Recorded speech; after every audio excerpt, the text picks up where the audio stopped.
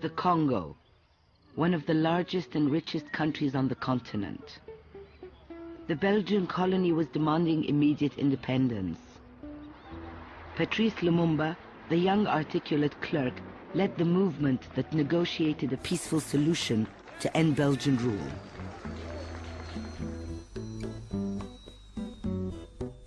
On June 30th, 1960, King Baudouin arrived in Leopoldville, the capital named after his great uncle, to hand over power. Le roi Baudouin était dans une voiture découverte. Il saluait la foule, etc.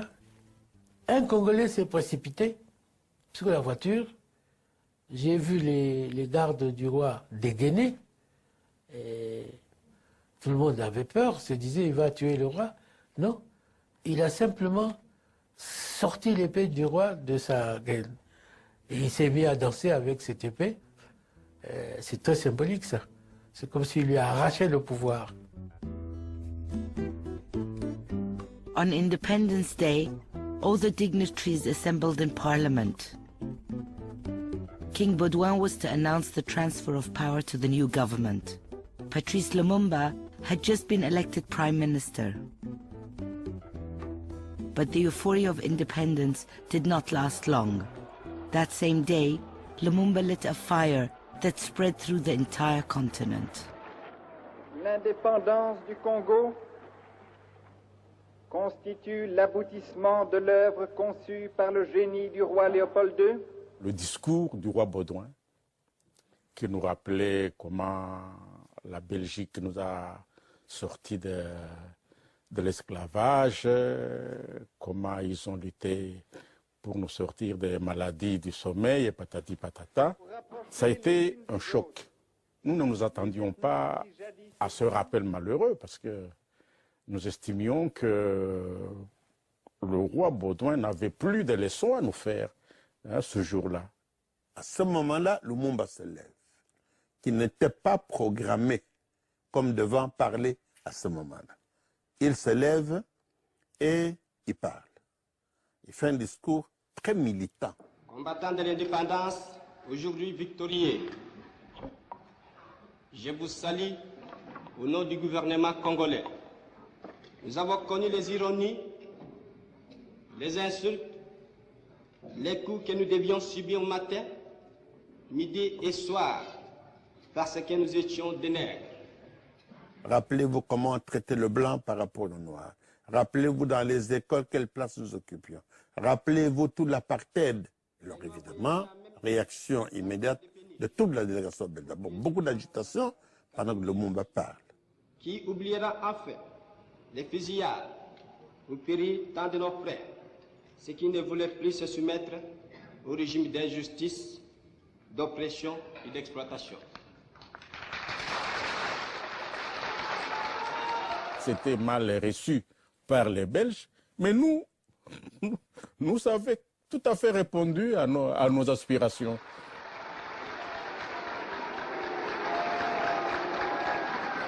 Et au moment du dîner, on demande à Lumumba de présenter des excuses. Il ne s'en fait pas. Il présente des excuses en disant « Je pensais que je devais dire à cet homme des choses, je les ai dites, donc si ça a blessé, je m'en excuse et je demande qu'on tourne la page et que nous puissions voir les choses autrement. » Mais il était trop tard. La majesté était lésée. Et la majesté lésée a décidé le soir même de se venger et tout a commencé. Lumumba wanted to govern independently, but there were only 30 university graduates in the Congo, so it was agreed that for the next 5 years, Belgium would continue to run the important departments of the new state, including the army. The soldiers felt excluded from the newly acquired freedom. Within days, they started a mutiny, which led to the breakdown of the entire country. The troops were roaming the streets, all armed, and it was quite a racial problem. The mutineers were there, and they had matiti, that's bushes on their helmet, which was a sign that they were prepared for action, for combat. I can remember one yelling, "Venez, venez, sale flamand." We were all dirty Flemish. That was some an expression that meant you were really bad, and we're going to kill you. More stories circulated about killing, rape, pillage, etc. It was, if you will, the Iraq of today.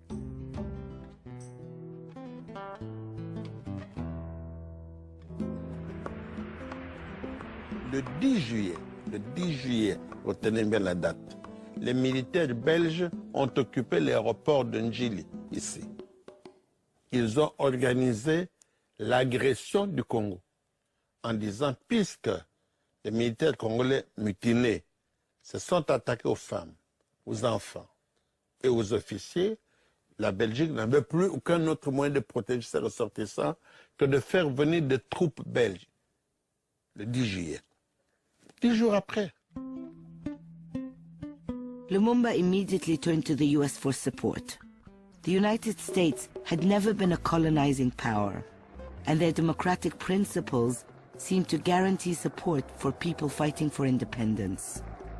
Fidel Castro himself had chosen the US as his first stop for support when his revolution triumphed a year earlier. But like Castro, Lumumba's attitude did not go down well with the Americans. I was in the lobby of the embassy when this little Congolese clerk came in and he said he wanted 24 visas. He didn't know what a visa was. I said, well, do you have passports to put the visas in? No, patron. He didn't. So I explained to him what a visa was. And I said, why do you need 24? Well, he said, Lumumba's going to the States to see President Eisenhower. I said, oh, that's interesting. Told the ambassador. He said, I'm not aware of it. So he checked, and Eisenhower said, well, if he comes, I'll be here. Monsieur le secrétaire d'État, c'est avec un réel plaisir que je me trouve aujourd'hui aux États-Unis, pays de démocratie et de liberté, pour prendre contact avec vous. Lumumba couldn't have made a worse impression on the Secretary of State and his deputy and other people with whom he met there. He threatened, he asked for things, including to have a woman sent around to his room. The visit was not a success, and it was clear that Washington would not come to his rescue.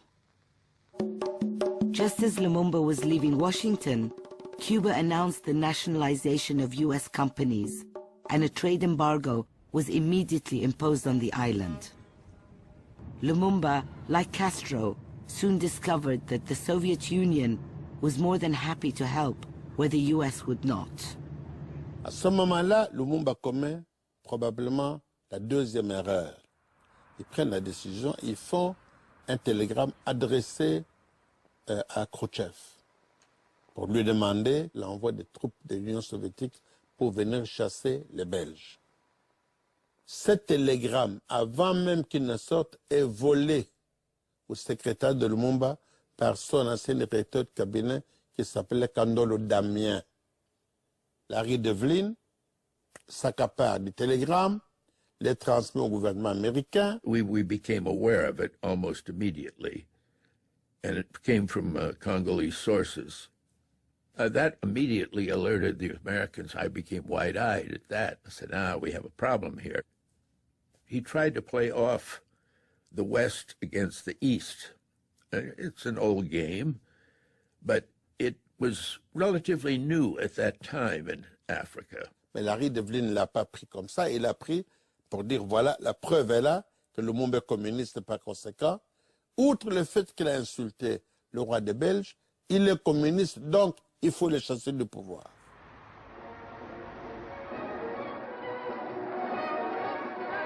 The Congo crisis was becoming more than just a local conflict in faraway Africa. The superpowers were taking a particular interest, especially Moscow, that had recently set up a bureau for aiding anti-colonial liberation movements. The Soviet Union was eager to help, or at least agreed to help, the legally elected Congolese government. It was in the last days of July, when a squadron of our Ilyushin 14 transport planes, about 10 left for Leopoldville. By the way, they landed in Athens, at the airport, which was partly NATO base. It became a big noise. The whole noise about the Cold War started when we landed there. It was the first time that there'd ever been Soviets in that part of Africa, at least, certainly not in the Congo, and very few in the rest of Africa, because the colonial powers were not desirous of having the Soviets there.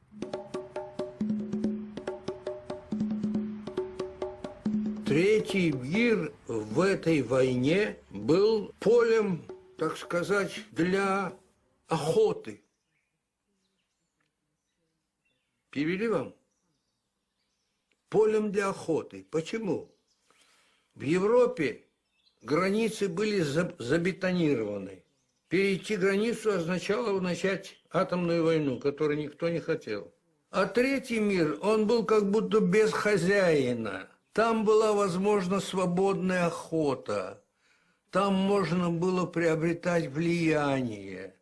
We believed, and I think it's true, that it was an attempt to hold Congo as a base, especially as a base of minerals for the United States, for the West.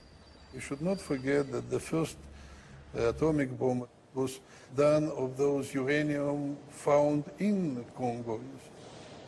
There were only two countries in the world that supplied cobalt at that time, Soviet Union and the Congo. And cobalt is extremely important for jet engines and all sorts of high technology. And we could not get it from the Soviet Union because it was a security commodity. So Congo was our only source. I suspect that the people in Washington began wondering, where are we going to get our cobalt from if the Soviets managed to control that? The United States deplores the unilateral action of the Soviet Union in supplying aircraft and other equipment for military purposes to the Congo. The Soviet action, which seems to be motivated entirely by the Soviet Union's political designs in Africa. I must repeat that the United States takes a most serious view of this action by the Soviet Union. Eisenhower fumed about aggressive Soviet support for his opponents. Soviet military aid for Lumumba arrived in the Congo only 1 month after the first Soviet arms shipment had landed in Cuba. To make matters worse, Castro openly declared that he intended to use these weapons to export his revolution. Eisenhower decided to send the CIA into action. I received a message saying that people in Washington were highly concerned about the activities of the Prime Minister, and that they hoped that he would go, it would be a change in the government. The next thing I knew, I received a cable saying that someone by the name of Joe would arrive in Leopoldville, and I was to take my instructions from him. And the instructions were that I was to remove him physically from, in other words, assassinate Lumumba. I asked first, whose instructions are these? And he said, they've come from President Eisenhower. The president wanted this done, and I was to put together these poisons and bring them out to you. One of the poisons was a tube of toothpaste that had poison in it, so that if he'd brushed his teeth with it, that was been the end of the man. All of these things I put in my safe because I didn't want them lying around the office. If somebody may say, may I use your toothpaste? I felt that I had some pretty good operations going, and in the long term, my operations would achieve the objective of removing Lumumba from office, but not killing him. The Congo plunged into utter chaos. In the confusion, two separate secession movements broke away from Lumumba's government. The country desperately needed to be brought under control. The United States started to worry about it because the Soviets were backing Lumumba. So President Eisenhower said, well, we may have to use NATO there to keep the Soviets out. But finally, cooler heads prevailed, and they asked the UN Security Council to send a peacekeeping operation to the Congo. President Eisenhower made some very basic policies which are still in existence today. And he said that if there are troubles in Africa, we don't want to have to send troops there, or Europeans should not send troops. It should all be done by the UN. Lumumba thought that the arrival of the UN peacekeepers would help him bring stability. He was wrong. The UN mission provided the missing ingredient to oust his government.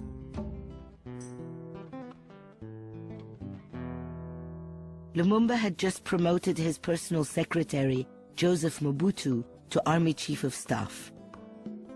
Mobutu was to coordinate with the UN troops to stop the country's descent into anarchy. Instead, he turned to Larry Devlin. Mobutu said that the army was very unhappy with the prime minister because he was turning the army over to the Soviets. He wanted to mount a coup d'etat, but there was one condition. They had to know that they would have the support of the United States government. I had tried and failed to achieve by legal means what they wanted, the United States government wanted. So I stood up and shook his hand. Finally, it took me a while to do this, and said, I guarantee you the support of the United States government. And the coup, he said the coup will take place within a week, and it did. UN troops were supposed to protect the independence of Congo, but they would not allow the Congolese troops, which were loyal to Lumumba, to operate. The mission of the United Nations troops was misused to topple the regime of the government of Lumumba, or at least not to protect Lumumba. Les troupes des Nations Unies ici vont encercler la résidence du Premier ministre. Sans aucun mandat, sans aucune autorisation, il y a une crise interne, les Nations Unies s'interposent et vont mettre le Premier ministre en résidence surveillée. Lumumba's supporters organized his escape. He was sneaked out of his house, bundled up in the back of a government car. Le bruit s'est répandu, Lumumba était parti de chez lui, on a commencé à le chercher. Mobutu a demandé aux Nations Unies de lui donner des hélicoptères, on l'a poursuivi, on l'a arrêté, on les a mis dans un hélicoptère, on l'a ramené ici, ligoté, comme un vulgaire bandit.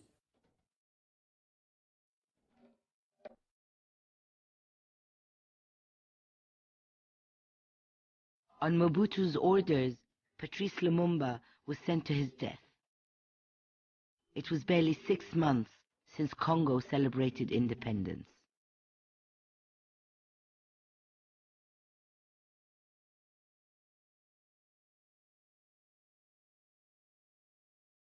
C'était terrible. Vous enlevez celui qui est le flambeau, l'icône, tout d'un coup, comme ça, et d'une façon très barbare, en utilisant les mains africaines. Alors c'était frustrant, c'était écœurant, c'était un appel à l'insurrection populaire.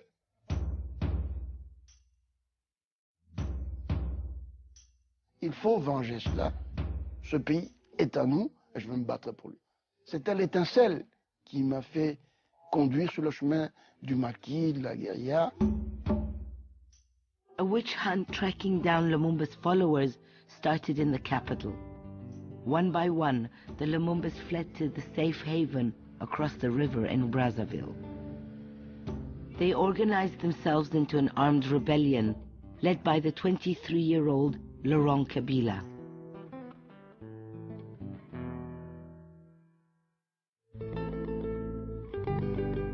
Lumumba's assassination resonated throughout the world.